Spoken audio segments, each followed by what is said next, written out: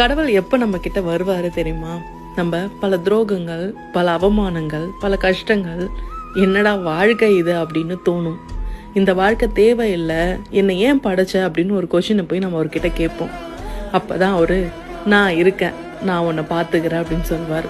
இதெல்லாம் எப்போ நடக்கும் தெரியுமா? நீங்க உண்மையா இருக்கிறப்ப, உண்மையா கஷ்டப்படுறப்ப, உண்மையா அழறப்ப, நம்ம எல்லாமே பண்ணி நம்மளை எல்லாரும் குத்துறாங்களே அப்படின்னு தோணும் தெரியுமா? அப்பதான் கடவுள் அந்த இடத்துல நம்ம கையை பிடிச்சிக்குவார். நான் இருக்கேன், இதுக்கப்புறம் உனக்கு எந்த கஷ்டம் வந்தாலும் நான் பார்த்துக்கிறேன் அப்படின்னு சொல்லுவார். இவ்வளோ நாள் உனக்கு நான் ட்ரைனிங் தான் கொடுத்துட்டு இருந்தேன். ஸோ அந்த ட்ரைனிங்கில் எல்லாமே நீங்கள் ஸ்ட்ராங்காக ஆகிறதுக்காக தான் அப்படின்னு ஒரு விஷயம் நமக்கு அப்போ தான் புரிய ஆரம்பிக்கும்.